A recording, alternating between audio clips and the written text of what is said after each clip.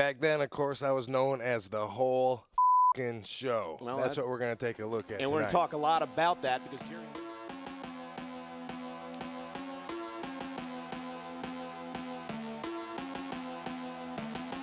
Welcome back to the C Show, a wrestling show for the common fan. Whether you're brand new to the world of sports entertainment, you're coming back after a while, or you've been here the whole dang time. I'm Charlie. I'm Connor. And I'm Jared. We have a packed show. We're going to start with a sort of a discussion. Connor is going to talk about Rob Van Dam, the whole effing show.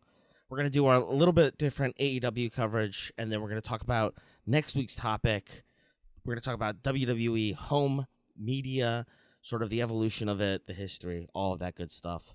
And we're going to kick it off. And unless you're currently driving while listening to this, when we say Rob Van Dam, you better be pointing at your own traps. Yeah, you're what is it? What's the full name of the muscle? The trapezius muscle. The trapezius, thank you. And you're just going RVD. Well, You better be two thumbs in, pointing at your own head. I was gonna say we'll get to that a little more in a second when we kick this over, I believe. Well, thanks for tuning in. This is The C Show.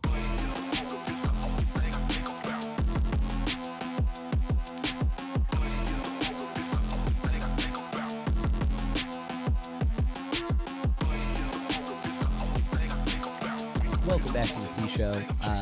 Thank you to Charlie for letting me do this. I was thinking about this week, and literally, I believe I texted the group, I want to do my love letter to Rob Van Dam. And so I'm excited. I loved Rob Van Dam. He was the first guy I was like, this is the dude. How did he not have everything? Like, he was my absolute favorite. Jared, do you have any strong opinions? Like, do you remember a whole lot of Rob Van Dam? A little bit? I like, of course, like, you know, at every point in my life, if somebody said the name, I'm doing the fingers. But like, I remember his moveset vaguely. I remember the leotard. The leotard is iconic. Some of the other in the ponytail, but like, there's so much now. Like, we watched back some of the matches that came to me, like the actual moveset and just how jacked he was. Like, I remember him being a high flyer. I didn't realize he was a beefcake. The thing that's so impressive about him being a beefcake, being a high flyer, is how fluid he is as well. Everything feels like he looks like a video game sometimes. Yeah, you know, he pulls his name from Jean-Claude Van Damme, and I get why. Yeah. I think my favorite Jean-Claude Van Damme performance will forever be Bloodsport. That movie rules. We got to sit down and record a commentary for coffee, whatever. Again, $1 a month gets you access to the Discord, the archive, and more.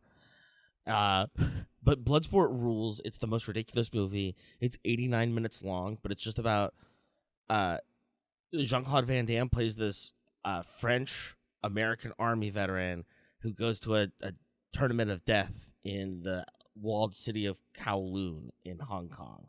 Save it for Kofi. You're putting it out there for free. You can't be doing that.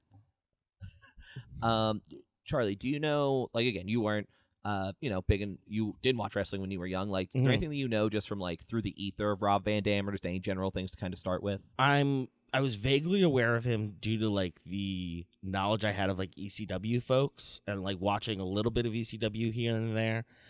I think before this, I was like, I haven't watched a full Rob Van Dam match.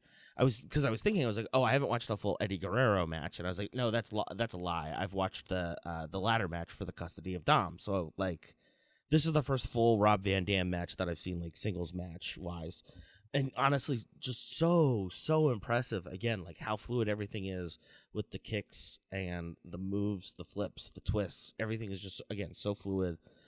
It is, again, like watching a Hong Kong action flick. Right. He makes it seem so easy. And, like, I didn't see RVD until he came to WWE. I was a little too young to catch him at the back end of ECW. When he came into WWE, that was my wheelhouse right there. I was cooking. And I immediately just thought, cool as hell. Like you guys said, he was so smooth, right? The different airbrushed singlets, the ponytail, like, just the way he would came in and just like talk to people. He would talk to Triple H and all the other top guys. Be like, I just don't care, man. I'm just here to wrestle. Like, and that just seemed. Well, there's the story that came out recently about how he didn't want to go to Iraq. So we'll talk about that. Okay, cool. I got that in here. Don't you worry. Okay, cool. And I remember watching him. And one of my first like things I remember is thinking like he doesn't fit in, but not in a bad way. Like, right? Like a lot of times, like they don't fit in. Like it's bad. It's derogatory. But it's like he was different in a way that's like he didn't fit in, but it's like he's still doing just fine. And that was kind of my first kind of thought that got thrown out about him because he was always just so genuine. Again, unbelievable finishing move. Jared, give me the finishing move. What is it? He was a frog splash guy. The 5-star frog splash. I was like gonna say either that or the Rolling Thunder. Rolling Thunder is so good as well. Don't worry, I have a whole bunch of moves that we'll kind of talk about real quick as we go through here as well. But like 5-star frog splash, he jumps so high off the rope, gives you the full tuck in, tuck out, and I will have to say, Jared has mentioned before about how him and his brother would quote unquote trade wrestling moves. Really, it might have been a one-sided affair. But I had a large stuffed Buzz Lightyear. That would be the that was the dummy. That was the dummy. And so there were a lot of 5-star frog splashes hit on that. From the bed to the floor. So it would be I had like one of those backrests, like that you sit with the arms, and then I had like 2 or 3 pillows I would stack on top, push my bed against the wall, stand on top of those, and then jump from there down to like the end of the bed. Incredible. And little sidebar with this, I remember watching the night they said Eddie Guerrero passed that Raw, and then I remember going to my room and doing one frog splash onto Buzz in honor of Eddie, and then my parents screamed so loud. I'm like, oh, right, no one's usually home when I do this. I'm usually just jumping around being an idiot. But what the hell was that? I fell. So I usually went with it. Like, all right. So he had a moveset that I loved. He was in SmackDown vs. Raw, the first one up through a handful. My first playthrough was always with him because I loved his moveset. You always see him do a monkey flip, where literally he falls, uses his feet to flip the guy over, and plants him. Rolling Thunder, as Jared mentioned, where he literally runs, does a full somersault, leap, and then lands with a senton. We'll do it onto a ladder, onto someone who's on a ladder, onto a ladder that's between someone and another ladder. Just reckless abandonment. He has the Van Daminator. That's where he will throw you a chair and do a spinning heel kick into the chair when you catch it. You're like, I caught it. What an idiot. Oh, no, I'm the idiot. He pulls it off several times in the ECW match that we watched, but, that's a pay-per-view, so, like, he's allowed to do that as many times as he wants. Like, was that something that he did on TV in WWE? Not really in WWE, especially, like, as they started pushing towards that Ruthless Aggression PG era. Right. And I kind of wanted to go back to your comment about him being an outcast. It kind of feels like, from my perspective at least, a lot of the ECW guys were outcasts in WWE, like both in kayfabe and then like in real life as well. Like, is that something you guys picked up on when you were watching at the time? Yes and no. Like, you definitely see where some, I don't know, cracks were, like, but like the top guys who they're like, we know this guy can wrestle. Like Taz, they did. Right? Like, Taz exactly. did really like, well. Yeah, there was no question of, can Taz do it? There was no question if Rob Van Dam could do it. Like, when I'll get here in a minute, but his first match, he wins the Intercontinental title. Oh, like, okay. his premier match. Like, so there were ones they knew. They're like, no, this guy's just a business guy and he'll do it.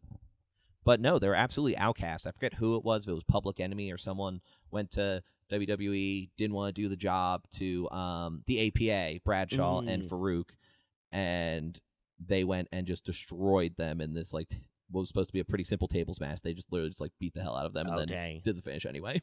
Shoot. Real shoot style, brother. Yeah. He has the Van Terminator, where he will do a coast-to-coast drop kick like Kevin Knight, but his manager, usually Bill Alfonso, sometimes Paul Heyman, will hold a chair in front of the guy's face. So it's the coast-to-coast, into the chair, into the guy's face. Listen, can I just say it now? I fucking hate Bill Alfonso and his goddamn That whistle. Oh yeah, I wrote down here if I was Jerry Lynn, I would shoot murder the whistle guy. Last move that I love, split-legged moonsault. Mm-hmm. He would get so much bounce off that from standing up, facing into the crowd, falls down, so the back of his thighs hit the rope, does a flip to a moonsault. Like, so great. Again, something I would cheese the hell out of in the games because the guy could be so far away and it would just teleport you to him to that's land crazy. it. A big part of my love for him, again, was he was always my first story playthrough in like the universe modes or the career modes of the wrestling games. If you haven't played a lot of wrestling games, go back and play just like some of the universe modes. Like, people talk about some of them because some are so famous for being like so just wild, just like what is even going on. Some are so hard, like there's really like notoriously hard matches that people like talk about. It's like, oh yeah, when you have the match in the parking lot against the APA handicap style, and they both just keep beating you up. But go and look. There's some interesting ones if you want to kill an afternoon. What does APA stand for? Because most people would think it's like, oh, that's the American Psychiatrics Association or something, right? It's the Acolytes Protection Agency. Oh, okay, all right. I thought it was something else. Well, they did have a very cool shirt because it then turned into, again, being like protection and all that. So, so they had always pound an ass bar and grill shirts. That's what it was. Always pound an ass. And Hell they always had Pride. they would always have their office, which is literally just a door that you would walk through. And like they would be like, the door's locked, grab the spare key. Walks around, like they did so much great stuff with that. I could do a whole nother forever on that. It's like if you go watch like a minimalist like play and they have the door with just the frame around it, that's what you should be imagining. And like there's the opaque glass window as well. It's a fabulous bit. Yeah, it was. And they're usually like back there smoking cigars and like and playing poker, drinking beer, which is rad.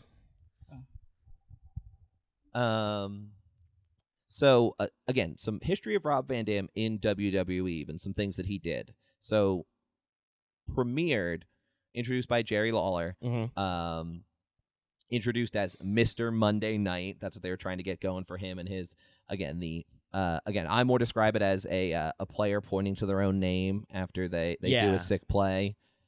Yeah, that's probably more accurately what he was doing. No, we were talking about the trapezius. It was great. Hey, dude, you at least remembered it, so congratulations. It paid off. So yes, on his premiere, he won the Intercontinental title from Jeff Hardy. He was the last European champion. He took part in the first Elimination Chamber. Oh, okay. And if you guys may have seen the video where he does a frog splash from the top of one of the pods onto Triple H, and he like crushes Triple H's larynx or something. Like Triple H was big injured from that. Apparently he got a little heat from that, but it was sick. Again, it was the first one. He was the first one to do it. He climbed all the way to the top, perched like a gargoyle, and then 5-star frog splash to Triple H. We're gonna make a short video. Oh, there's gonna I've already recorded it. I have to edit it, but he is the reaction. It's a measure of reaction from the crowd or from talent. It's a measure of negative or positivity or negativity, but it's also a measure of how much. So you can get a lot of heat or you can get a little heat. You can get good heat or you can get negative heat. In a way, right? Like there's like kayfabe heat and then there's like shoot heat as well. Yeah, absolutely. He also took part in the second Money in the Bank match and won famously to become Mr. Money in the Bank. And just like his singlets, they did a custom tie-dye job on the briefcase. That was absolutely wonderful. It was so cool. He then used that contract to have a match against John Cena for the WWE Championship. And with the help of a returning Edge, beats John Cena. If you've seen the sign that says, "If Cena wins, we riot," that was from this show, One Night Stand in the Hammerstein Ballroom. Cena has recently come out and talked about how he went to the crowd and it was the dumbest thing he ever did. He's like, I should have never done that. They told me not to do it, but I was like, what's going to happen? Because it's an ECW crowd who have paid to watch a WWE show, so they're not happy and they're like, we just want to watch ECW stuff, but there's like all sorts of angles and stuff. It's really well done. I've put the pictures of Rob Van Dam up with his customized Money in the Bank briefcase, and it is glorious, like early 2000s airbrush work. I love the inclusion of the yin yang symbol in almost everything. Almost everything, yeah. Almost everything. The duality of man, if you will, the Jungian thing. So again, he wins the title from John Cena. This is around the time that WWE is rebooting ECW, or ECWWE, as a lot of people call it now, to make a very clear distinction. That show, the One Night Stand, to go back to it, that show rules. And if you have a version with the original music, it's even better. Just saying. So ECW was quote unquote coming back, and Rob was named the not inaugural, right? The returning champion, however you want to put it. So he held both title belts. He actually only held both belts though for 22 days because both the WWE and the WWE just WWE. ECW championship, right, for ease. Mm-hmm. They were pulled over on the highway and found with drugs in their car. Who was he with? Sabu. Oh, Terry Brunk. Some marijuana, some unidentified pills. Yes. Things like that. And so a little stop in jail for the two. A little kerfuffle with the law. Just a little bit, right? What state were they in? I want to say Ohio off the top of my head. Yeah, anyone in Ohio deserves to be on drugs. Truly, honestly. I think though it's not funny, it's not tragic, it's just frustrating is that like what they did is like no different than what Liv Morgan did, and Liv Morgan got a slap on the wrist from the company, and like I don't even think their wellness policy excludes cannabis any longer. Not anymore. Are we gonna? Maybe I don't want to get ahead of myself. I know how much work you put in this. Are we gonna get into the RVD cannabis advocacy? I have some stuff, and then I figured you have a whole lot loaded. I have more of a kickoff for it when we get there. Because this is where he became my hero in the late 2000s when I came of age. So, especially since this was the PG WWE time, right? Immediately went to get the belt off him, lost it, like I said, after 22 days to Edge. As Jared kind of alluded to, right? There, again, especially watching stuff back now, there are a lot of things that I certainly went right over my head as just... Oh, yeah. I don't know if I was watching in 1999. I was 6 years old. But did you catch how many signs at ECW said RVD 420? Yes. Yeah, no, those were like 10 of them. Well, so that's the thing. So his line, was RVD 420 says, "I just smoked your ass." Like that, like exactly. And I was like, yeah, he smoked your ass. Like he's gonna beat the hell out of you. He's the best. Like just over my head, crazy style. Him and Rey Mysterio were a tag team, and they had a double leg drop finishing maneuver that they called the 420 leg drop. Yeah. 4 legs, 20 pounds a leg or something like that? So it was, 4 is the number. So literally, I think it was Paul Heyman comes to him and he's like, I need a reason to go to Vince and tell him. Vince wants to know what it is. So he told them that, there's 4 legs. It can't be drugs. And their shoe sizes are 12 and 8. So 4 legs and their combined shoe size is 20. Yep. That wink and nod is just, it's very clever. It's very clever. Hey, as Stephanie McMahon told RVD in 2001, this is true, if you're going to smoke weed, can you at least be discreet about it? She wasn't even trying to stop him. So Jared, at this time, if you have anything else that you want to talk about as far as Rob Van Dam and his relation to agriculture. Yeah, man, agriculture. Connor, I don't know if you're aware of how timely this is. RVD420.com. The full website is coming up June 10th. Shut up. A few days away. Shut up. It's the 7th as we record this. The RVD 420 THC brand launch is officially booked for July 1st this year.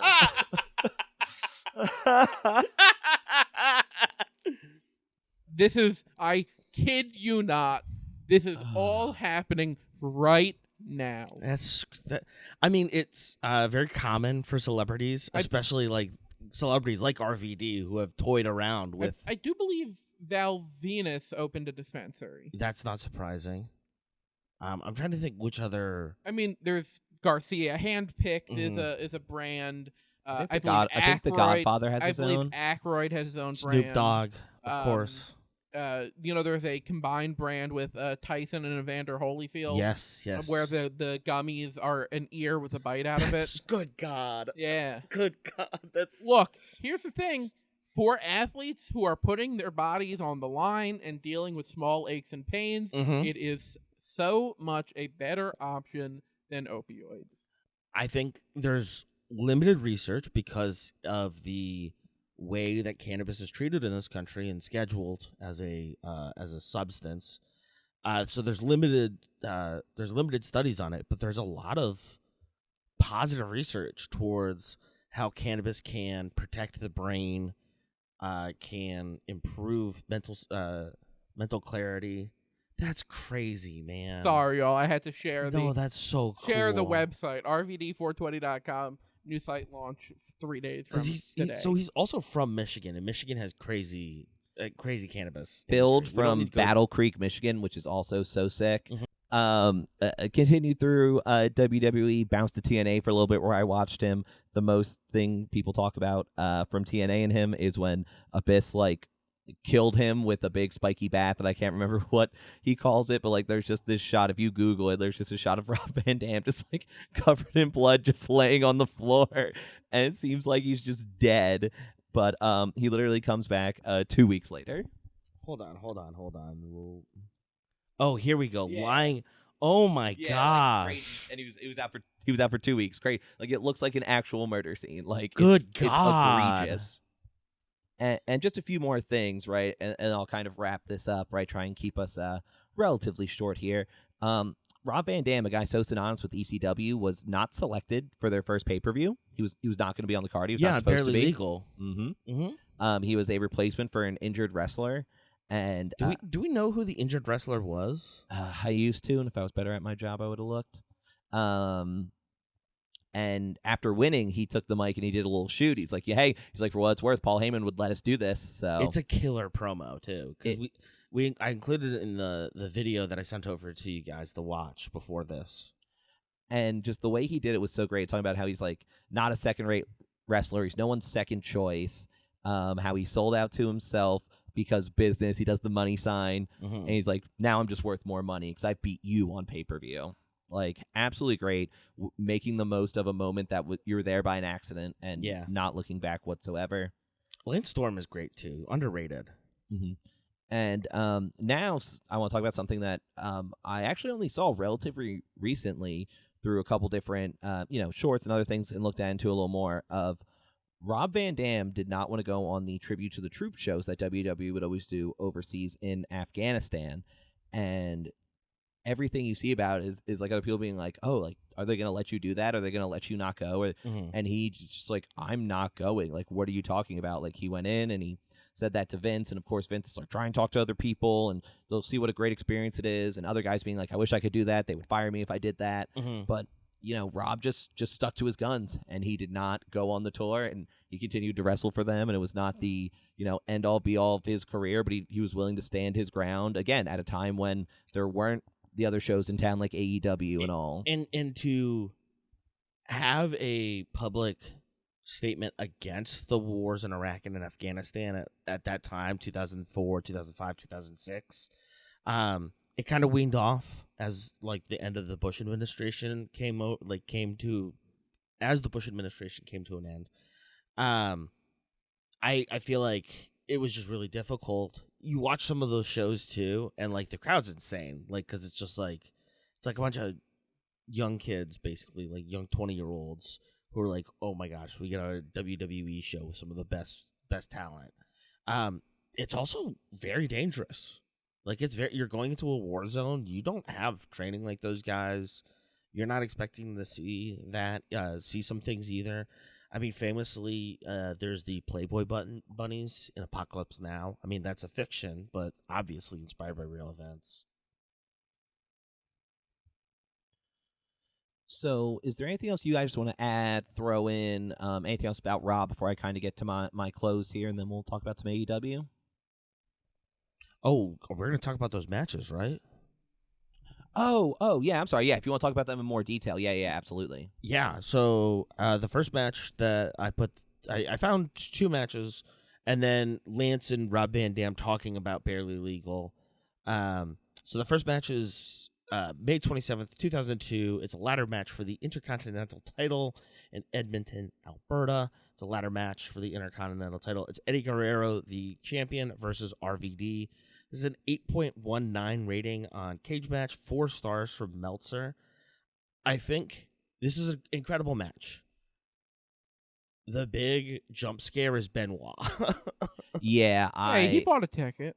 Yeah, We're not talking about I'm that. surprised Yeah, he did they buy a didn't- ticket. I'm surprised they didn't kind of cut that for these different versions of stuff. Yeah, I was surprised as well. I guess earlier in the episode, Benoit had been thrown out of the arena. He gets a ticket. Yada yada yada. I mean, this is incredible. Van Daminator off the top rope, knocking Eddie off the ladder, like a 10-foot drop. Eddie goes from the top of the ladder to the mat. The whole crowd goes behind RVD towards the end. Van Dam slipping on the top of the ladder. I feel like every great Rob Van Dam match has one botch, and that's okay because he's doing crazy shit. Well, and like that's just real life too. Like again, Yeah. basketball players miss shots or dribble off their feet. Like You're absolutely right. Yeah, he climbed up to the very, very top of the ladder. It just splashed off of it, and the ladder just gave out. The ladder is bent. The ladder is not. been oh, speeding it's the been hell- used the whole thing. and he's he already just jumped on falls it off. 4 times doing rolling thunders. There's some dude who works for OSHA who loves wrestling who watches it and goes, Well, dude, even at the scariest fall might have literally been the end of the match. Yeah, Van Dam gets the title, slips off the top, but he has the title. Eddie attacks with the ladder to the kidneys at the end. Well, did you see how he landed and dropped the belt, and Yeah. then he just kind of like stared at, and then he like scrambled over to go grab it? So funny. It's so good. Also, my biggest takeaway from this match is how much I truly miss Jerry the King Lawler. Latino hit. Lawler is so good, and it's JR in his prime as well. And they're just like, That is who I So like good. when I picture commentary. It's Fuck those Jerry the two. King Lawler, piece of shit. Lawler is an asshole. Sure. Look, I was a child then. I didn't even know what He that has meant. that weird Anton LaVey-esque goatee as well. I've never liked that. ECW, Barely Legal, April 13th, 1997, Lance Storm versus Rob Van Dam, as we discussed. RVD was not in a good mood, cut a promo after the match. This has a 6.4 on Cage Match. RVD is no second line anything. And then the second match here, and last one we'll talk about, is May 16th, 1999, ECW Hardcore Heaven pay-per-view, I believe in Poughkeepsie, New York. It's the TV title. It's RVD versus Jerry Lynn. The intro is RVD and Michael Cole. We were talking off mic that there's an alternate commentary on the ECW DVD, The Rise and Fall of ECW, Michael Cole and Rob Van Dam talking about the match. I, unfortunately, was not able to get that off the version that I have, so it was just the original commentary of Joey Styles. But Which was still awesome. But Fantastic. with that intro, I'm like, oh, I'm going to get to hear Rob talk about this and kind of talk his way through it. Like, yeah, it's always, that's why I love watching wrestlers watch their own matches. They're like, Mhm. this is why, like, this is what I was thinking. You're like, I would have never thought of that. I can't believe that's why they did this. Or like, that's where his brain went. and Rob says before it starts, much to Michael's chagrin, quote, "This is when I was the whole fucking show." So that's what we're going with. And Michael Cole is like, I can't say that. So- Yeah, I was surprised it wasn't bleeped. I was almost assured it was going to be bleeped when he started saying it. this match has an 8.36 on Cage Match, 4.25 stars from Dave Meltzer. Jerry Lynn actually works for AEW now as a producer and backstage manager. He's a Duluth, Minnesota native. His training lineage goes back to Vern Gagne, of course. Time's a flat circle. Time is a flat circle. As I mentioned earlier, fucking Bill Alfonso and his goddamn whistle. Boo! I would So annoying. I would murder that man. Listen, I'm sure there's some like older ECW head who's gonna tell me like, oh, there's an art to the whistle, blah blah blah blah blah. I'm sorry, man. I just don't get it. It's annoying. It pisses me off. It does not sound great on the transfer of the DV, the digital video that ECW was shooting on, and then putting to VHS essentially. They were not thinking about audio quality in the future, so like it doesn't really. The future sucks. Look at the future now. The future does suck. This was an incredible match. I was so blown away by this. Jerry Lynn does not back down. This isn't like this has been building for a couple of weeks. Lynn wants the TV title. They had gone 20 minutes. The ref was going to give the title to, or he wasn't sure where to go. Jerry Lynn asked for 5 more minutes.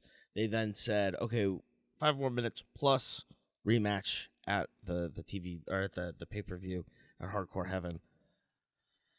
I mean, they go through the tables several times. The corkscrew guillotine leg drop onto Lynn on the barricade. Literally fight in the first row. Does a Van Yes. Damnator in the first row, like up against a bunch of people. Like, And back then, this ECW, there is no like padded barrier. This is just a standard metal slate. Like the pads on the floor are just like the pads they put on gym walls, like elementary school gym walls. And They don't even in look almost like... every match we've watched, he would go and jump over the ropes and land and hit his thighs on the barricade and almost paralyze himself. Yeah. I swear I saw that in 3 of the 4 matches I watched for this. Yeah, he was absolutely crazy. The crowd demands a table. Jerry hits the sunset flip into the table. Alfonso takes a chair to the face, and Jerry nearly gets the pin. Jerry Lynn also pulls out his own Van Daminator and gets a 2 count. The finish here is the Frog Star Splash. RVD retains. RVD offers a high 5 after the match because this isn't Ring of Honor. And then in the Easter egg at the end, I can't remember how you access the Easter egg. I'm smart and I can just rip it straight from the DVD. But RVD discusses how he got a scar, I believe, on one of his cheeks from, It was like on his lip. yeah, just Yeah, above it's his lip, just above his right of lip. his nostril.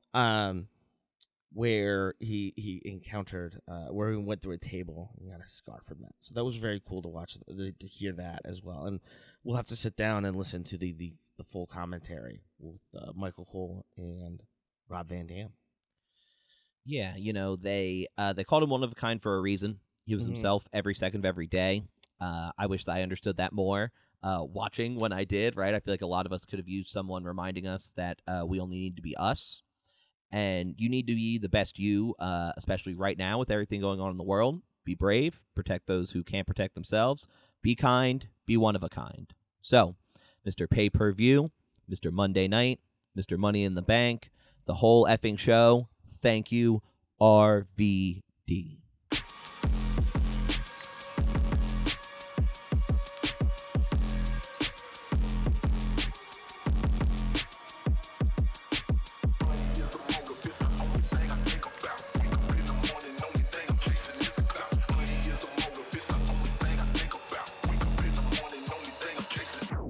Welcome back to the C Show. We're going to be talking about AEW now here, talking about Collision, or Dynamite and Collision on the, what was it? It was the 3rd and the 6th, 3-6. Fortunately, we don't have a 9 in there. Mafia. Exactly. So we're going to just go around the horn. We're going to talk about the one or a couple things that we like that are going on right now. I'll talk about them a little bit more in depth and discuss them. And then we'll wrap it up here at the end. And hopefully, this is less play-by-play, more discussion. Get the mind going. Exactly, right? All right. I believe chronologically I'm first. So that's how I decide the segment's going to go, at least this week. So what I'm going to talk about is Kevin Knight. Continues to break our hearts. We saw him turn on Speedball Mike Bailey. They have their match on Dynamite here. And even before that, we find out that Kevin Knight is joining the Don Callis family. he is just digging this hole I have deeper mixed and feelings. deeper. But that's so I wrote down, but it's gonna be so cool. What if we get Proto Jetta? Proto Jetta, okay. Right, like him and Kyle Fletcher could do unbelievable They can do a things. lot. Right, watch, Fletcher ends up getting that belt. They do finally push Knight to get the world title. They go title versus title, fate of the Don Callis family. Like, there's so much good stuff with that. And again, Don Callis makes everyone think of all his talent. You may not like them, but like he's gonna say something you're gonna remember. He's gonna say something that you're gonna remember about the talent, and his teeth will fall out of his face. So Jet does take on Speedball. Jet wins with the help of his horrible new compatriots in the Don Callis family. He just keeps talking about he wants to get to the top, and he wants to be Jet 2 belts. And I think I might be with him. I think I'm back. I think I'm so back. Yeah. I think I'm so back. Kevin Knight to the top, baby. Kevin 2 belts. I want Kevin 2 belts. I want Kevin 3 belts. I want Kevin 4 belts. The Jet is too flies too high, baby. Jared, please explain to me your mixed feelings about Kevin Knight. I love Don Callis. Yes, you do. So much. You do?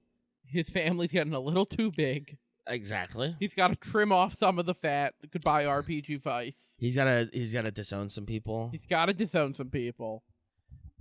I'm such a Speedball guy. Speedball had him. Speedball won the last match they fought in the Continental Classic. In the Continental Classic. Mhm. Look, Speedball had his number. You can get to the top, but if you cheat your way there, you're only cheating yourself, my guy. True. Truly. I love the Jet. I get his desire to win. I respect the Don Callis members of the family that don't want to cheat. I respect Takeshita. I respect Andrade. I love you, Kevin Knight. Don't lose my respect, please. So Kevin Knight made a huge point. Again, he's trying to be Kevin 2 belts. He's trying to go on and face MJF. Well, you're never going to beat him. So give it up, buddy. Jared, your match and storyline of the week. I mean, if we're talking chronologically, Yeah, absolutely not. Absolutely not. Wasn't my thing first? Your thing was the very first thing of the whole weekend. I'm a total liar. I said that, and then no one called me on it, and I wanted to go first. I don't trust my own memory from when I watched. No, this that was literally the thing to open Dynamite. I did recall it being the first thing to open. Nope, Dynamite. just said it. I'm like, I still want to go first. No one called me on it. Moving on. Again, Dynamite was really good. It was really was. good. Yeah, that last match went crazy.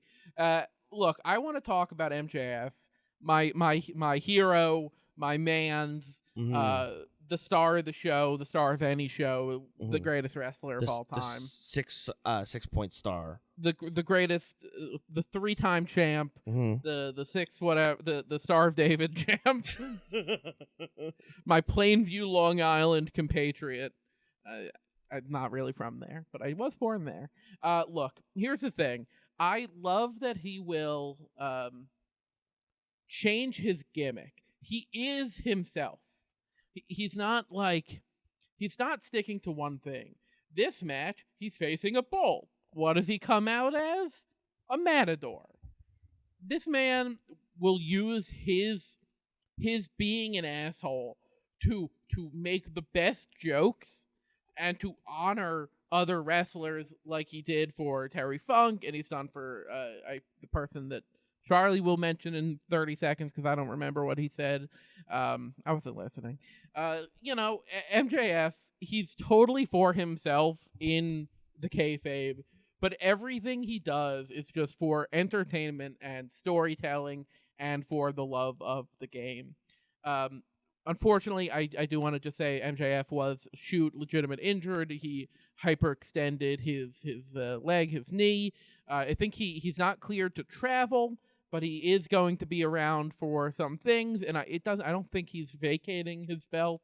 I don't know if anything. No, it should be a relatively quick turnaround. They expect him to be on TV, still cutting promos in the meantime. A couple of weeks, if that. Yeah, hyperextended. From what I was reading, it's ice and rest. Yeah. Ice and rest. Yeah. So they say it happened when he was jumping away from the barricade and Roosh went through it.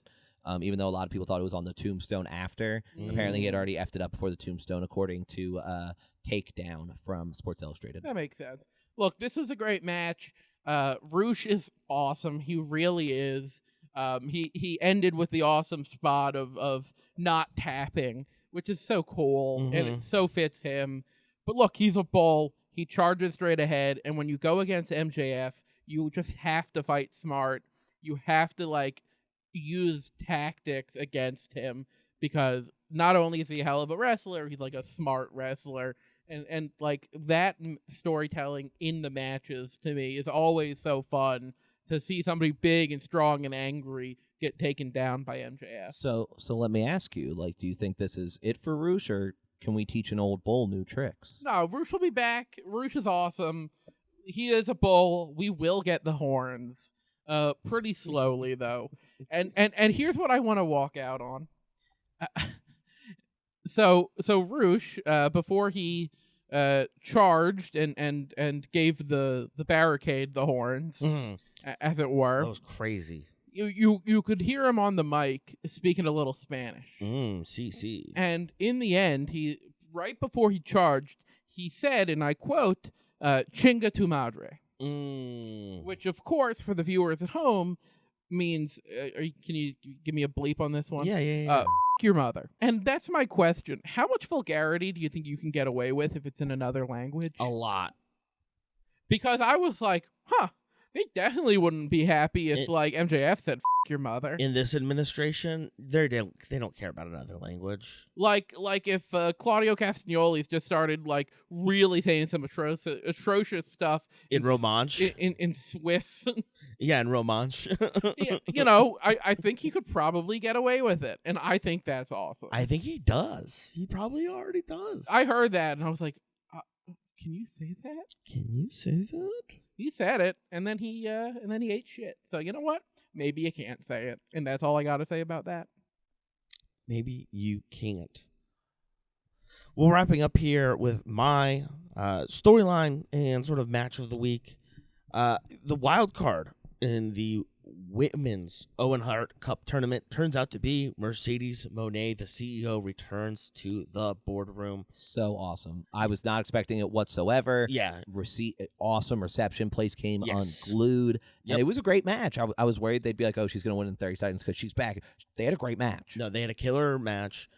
I was just watching. I was glued in. The first part of it, the first segment. And then out of the break, Mercedes hitting the three amigos, of course. Meteora off the ropes. Mercedes powerbomb in the corner. Windsor taps out after the statement maker. A crossface submission hold. Again, the CEO has returned to the boardroom. She was out for a while, losing all of her belts around the indies and coming back. She attacked Persephone after Persephone's match with Hazuki, right? I believe so. That sounds right. Yeah, it was the last. Yeah, it was Mercedes attacking Persephone with the Owen Hart Cup belt. She wants her CMLL title back. Hazuki ending up taking the self-harm dive, taking out Mercedes and a lot of security. Mark Briscoe and Leo Rush. Mark Briscoe finally gets out crazied. This was a killer match. You gotta tell him no. Briscoe literally just like looking at Rush and being like, "Oh gosh, am I out crazied here? Did I finally get topped?" When Leo Rush stole his kung fu move, brilliant. Mm-hmm.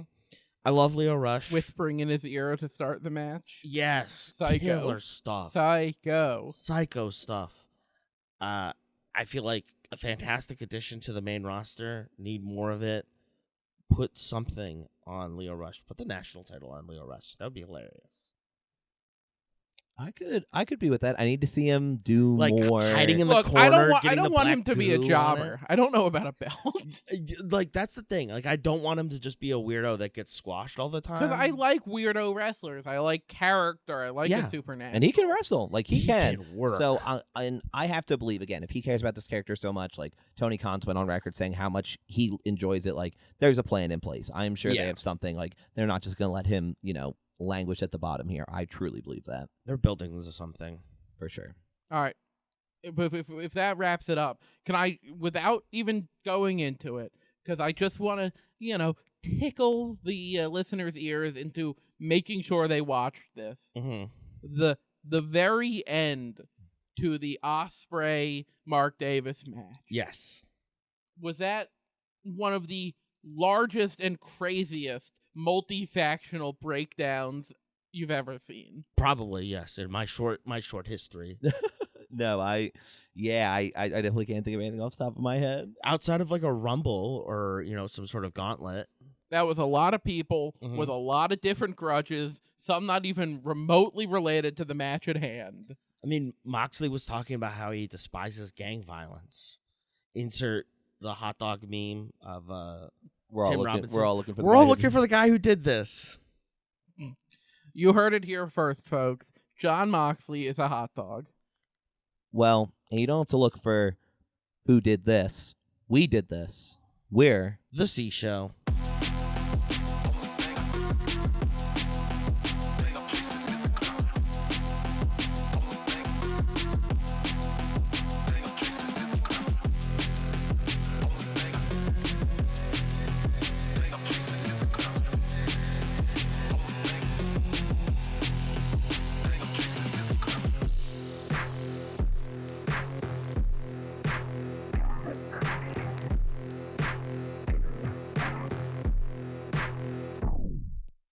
All right, welcome back to the C Show. We're going to be talking about Dynamite and Collision on the 10th and 11th.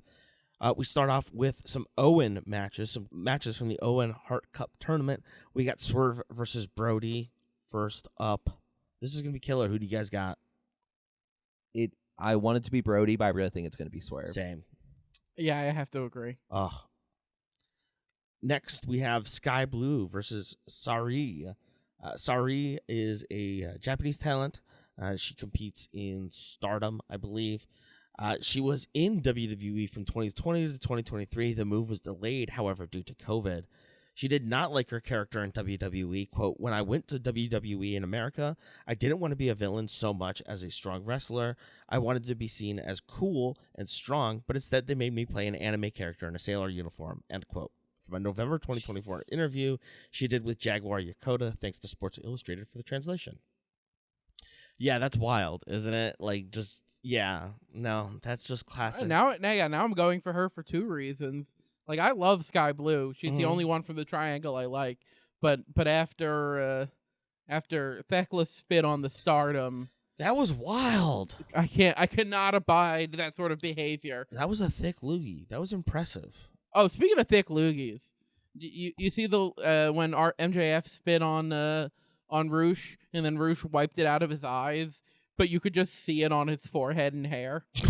No, I didn't keep that. You could just see it. There was just like a thick loogie, like right on his, like where his forehead met his hair. Beautiful. Amazing loogs this episode. Speaking of loogs, we also have Pac versus Mark Briscoe. Briscoe's got to keep rolling to make the story go. I think he's just going to do some redneck kung fu craziness. I just want a promo off between them. The like two of the worst accents of the English language. You have the Newcastle brogue versus Southern Delaware slang. Oh, it would be amazing. In the Continental Championship, this is not an eliminator match, boyos. It's a straight title match. It's Jon Moxley versus Shane Taylor. We finally saw Shane Taylor work this week. So that was, well, like us as a group, not like us as an audience, collectively. What were you guys' impressions of Shane Taylor?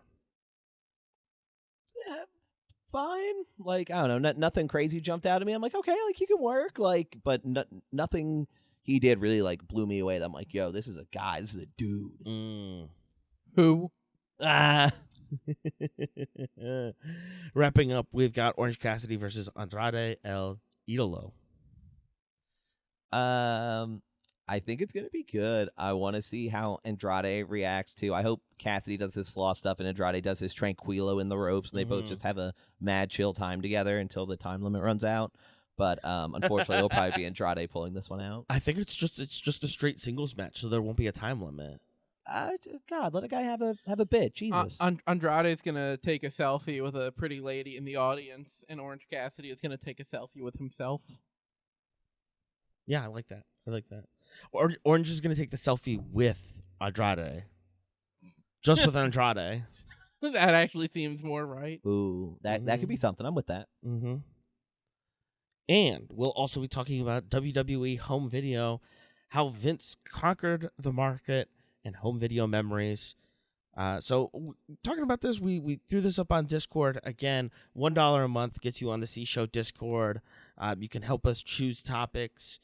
We try to post things there early. Bonus content for the stuff that we leave on the cutting room floor that's too hot to handle, and you're so special to deserve, and you deserve to hear it. Don't be afraid to play games either. If you want to jump in and play some games, Look, we're all posting our fantasy lineups from this new game that was just posted on the AEW official subreddit, and you can hear some things that I said over the time that Charlie would never in a million years allow to be broadcast. And again, that's only $1 a month. ko-fi.com/cshowpod. But again, we'll be talking about how Vince got started, how the competition adapted, the switch to streaming, physical media slow death, basically just me ranting about this. And then we'll talk about Peacock and Netflix shenanigans and the new era that we live in here in the 21st century. I'm really excited about it. And again, that was selected by our viewers, or our listeners, viewers, our audience. Again, check out the Discord. Anything else you guys want to mention before we head out here? C Show 2.0, and we're crushing it. I think technically this is not to well, actually, you. No. I think this is technically we're on. Just like I'll call this. Of course, you like the C Show. Make sure to subscribe, rate, I thought we were review, and previously share at it with your 1.5, friends. and this is 2.0. Support the show directly Of at course. We can get into it later. This is very important, Charlie. Oh no! Oh, I don't have enough storage space. We're gonna have to end the episode. The C Show. Oh my God, my battery's too low. No, We're on bye. Instagram, TikTok, This Blue is the Sky, C Show. Facebook, Twitch, and YouTube at C Show Pod. Have a question for the boys? Send in an email, cshowpod@gmail.com. Thanks to our friends Amir, Patrick, and Justin for their assistance. The C Show is a production of 832 Media. Thanks again for tuning in, and we'll be back next week.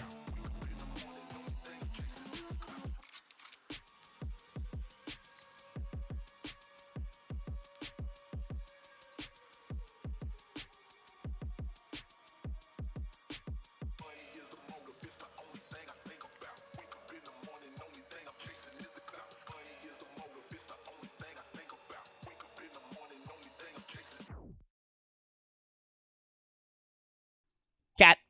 5318. Put that in the after the episode part.